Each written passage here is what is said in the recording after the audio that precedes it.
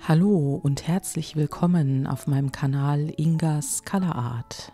Ich bin schon gestartet mit der Hintergrundbemalung meiner quadratischen Leinwand. Mein heutiges Bild soll ein Bild in der Rakeltechnik werden und da habe ich mir ein graues Blau ausgewählt, welches sehr deckend ist, und ich trage die Farbe auch recht zügig auf meine Leinwand auf. Und vor allen Dingen auch so, dass ich sozusagen gar nichts mehr von der Leinwand hinterher sehe, nachdem ich mit dieser Schicht fertig bin. Ganz wichtig ist es für mich immer, wenn ich in der Rakeltechnik arbeite, dass meine Hintergrundbemalung auf jeden Fall trocken ist, bevor ich dann weitermache. Ich bin ja auch ein Fan von Metallic- und Perlfarben und ich hatte noch etwas in meinem Schrank stehen, was ich schon mal eingesetzt habe, aber in einem YouTube-Video nicht gezeigt habe. Und zwar ist das holographische Malmittel von Guardi und das sind ganz feine kleine Glitzerpartikel und je nachdem, wie dick man diese aufträgt, glitzern sie mehr oder minder.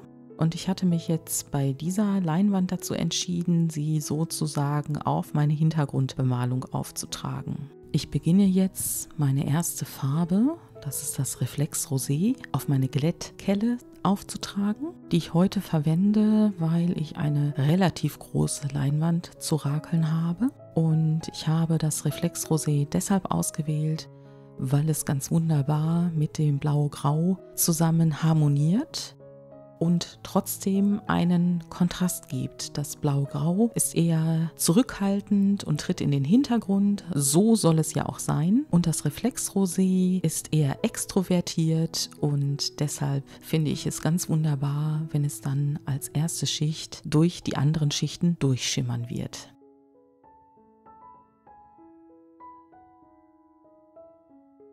Wie immer wende ich meine Leinwand auch, meistens am Anfang um 180 Grad, damit ich die Rakelfarbe nicht nur auf der einen Seite auftrage, sondern dann auch sozusagen von der anderen Randseite auch zusätzlich, damit das Bild in den ersten Schichten möglichst ausgewogen ist und damit die Farbe auf der Leinwand sich relativ gleichmäßig verteilt. Danach habe ich mir überlegt, was passt denn so gut zum Reflex Rosé, dass es auch mit dem Grau-Blau noch weiter harmoniert, und habe dann die transluzente Farbe Permanent Blau-Violett ausgesucht. Normalerweise verwende ich sehr oft das Permanent Rot-Violett. Es hätte aber hier nicht den gewünschten Kontrast, einen Hell-Dunkel-Kontrast erzielt, und deshalb habe ich also bewusst zu der dunkleren Farbe gegriffen.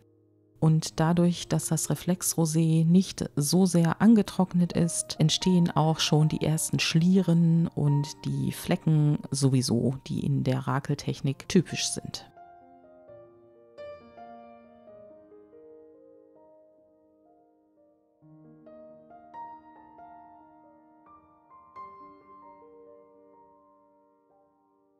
Als dritte Farbschicht habe ich auf meinem Rakelbild das Reflex Grün ausgewählt, was ich zunächst einmal auf die Glättkelle auftrage, und dann greife ich zu meinem Tortenmesser, mit dem ich neulich ein kleineres Bild gerakelt habe, und verteile die Farbe etwas gleichmäßiger auf meinem Rakelwerkzeug. Und das Reflex Grün bildet einen ganz tollen Rot-Grün-Kontrast zu den bereits aufgetragenen Farben Reflex Rosé und Permanent Blau-Violett. Ich finde, diese Kombination ist so herrlich und sie erinnert mich momentan an meinen Garten, in dem es noch grünt und auch derzeit Rosen blühen.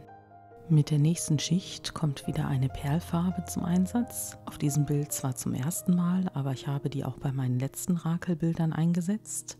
Und hier ist es die Perlfarbe in Gelb. Je nachdem, wie das Licht auf diese Farbe scheint, erscheint sie mal mehr oder weniger weiß. Und in dieser Einstellung kann man es sehen, dass da wirklich ein gelber Schimmer vorhanden ist.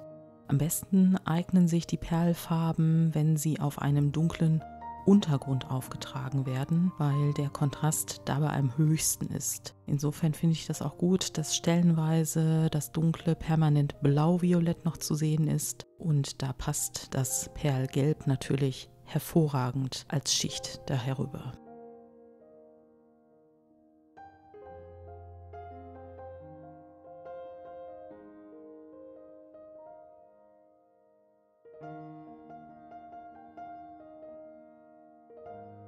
Da ich schon öfter bei meinen Rakelbildern darüber nachgedacht habe, mehr Metallicfarben einzusetzen, habe ich aufgrund der Helligkeit des Perlgelbs jetzt zu einer dunklen Metallicfarbe gegriffen, und zwar zum Graphit. Graphit ist eher so Anthrazitfarben mit Metallic-Effekt und dunkelt jetzt sozusagen das Perlgelb wieder etwas aus und nimmt dem Bild aber auch wieder die Leuchtkraft.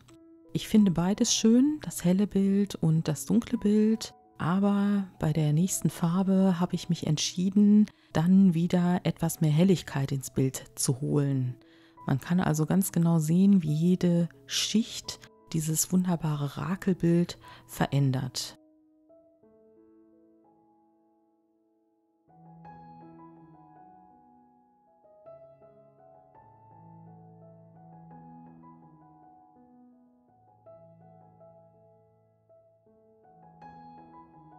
Ich wollte die Metallic-Schiene noch nicht verlassen und deshalb habe ich bei meiner nächsten Schicht dann zur Metallic-Farbe Silber gegriffen. Und Silber hat einen recht kalten Unterton, also das Graphit, man kann es ja hier noch sehen, hat einen relativ warmen Ton und Silber kommt mit einem kalten Ton daher. Also wir haben hier Kontraste einmal in hell und dunkel und auch einen warm-kalt-Kontrast. Ich finde es sehr schön, dass dieses Rakelbild an dieser Stelle schon eine solche Menge an Kontrasten aufweisen kann. Und es scheiden sich ja immer die Geister, wann ein Bild fertig ist. Ich habe schon inzwischen mehrere Stadien gesehen, wo man hätte sagen können, das kann jetzt so bleiben. Und dann fällt mir doch noch ein, was ich noch machen könnte. Und jetzt kommen wir zu einem kleinen Experiment. Denn ich trage nicht nur eine Perlfarbe auf, sondern ich habe mich dazu entschieden, 2 Perlfarben aufzutragen. Bei dieser Einstellung sieht man auch ganz wunderbar, es handelt sich um das Perlgrün und um das Perlrot. Je nachdem, wo die Farben auf dem Rakelwerkzeug aufgetragen sind, sind sie dann mehr oder minder dominant. Perlfarben sind ja an und für sich nicht dominant. Aber das Grün lag außen am Rand von der Glättkelle und deshalb hat sich am Anfang das Grün auch durchgesetzt. Und dann habe ich darauf geachtet, bei der nächsten Schicht bzw. bei der nächsten Bahn mehr von dem Perlrot aufzutragen, sodass sich da das Verhältnis wieder umkehrt. Inzwischen ist das Bild ja getrocknet und man kann ganz wunderbar sehen, dass auch das Perlgrün mit dem Perlrot leicht miteinander vermischt worden ist. Diesen Effekt mildere ich wieder ab, indem ich nochmal das Graphit einsetze. Ich hatte bei diesem Rakelbild ja entschieden, viele der Metallicfarben und viele der Perlfarben einzusetzen. Deshalb werde ich jetzt nach der angetrockneten Graphit-Metallic-Schicht nochmal das Perlgelb zum Einsatz bringen. Auch hier nochmal eine kleine Impression, wie sich dieser perlfarbene Schimmer verhält. Und anschließend, wenn ich dann mit dem Perlgelb fertig bin, habe ich mit diesem Bild noch etwas Besonderes vor.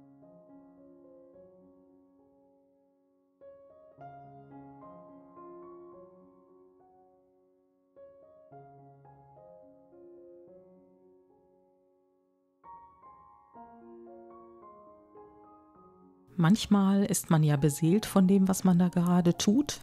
Mir kam die Idee, ich möchte doch gerne die Black Mica Flakes Small einsetzen, und zwar genau auf diesem Bild, weil ich mir davon versprochen habe, dass noch ein bisschen Glitzer auf diesem Bild aufgetragen wird. Ich habe dann bemerkt, das Rakeln von diesen Flakes ist nicht ganz so einfach. Sie lassen sich auch auf der Rückseite meiner Glättkelle nicht so gut verstreichen. Sie sind also mit einem Trägermedium versehen. Aber ich muss sagen, wenn es nachher an die Details geht, kann man tatsächlich sehen, dass diese Flakes sich also sozusagen zwischen diese Farben gesetzt haben und tatsächlich vor sich hin glitzern. Also sehr sanft, auch wenn sie dunkel sind. Und da sind wir dann wieder bei einem Stück Kontrast, der zu den Perlfarben passt. Wie ihr seht, bin ich von diesen Flakes sehr angetan und sehr fasziniert, sodass ich sie noch ein paar Bahnen weiter einsetze, weil ich merke, dass sie akzentuiert noch gesetzt werden können, so wie ich das ja dann normalerweise in den letzten Schichten mit verschiedenen Acrylfarben mache, und überlege mir jetzt, wo ich diese Mica Flakes noch sehen möchte.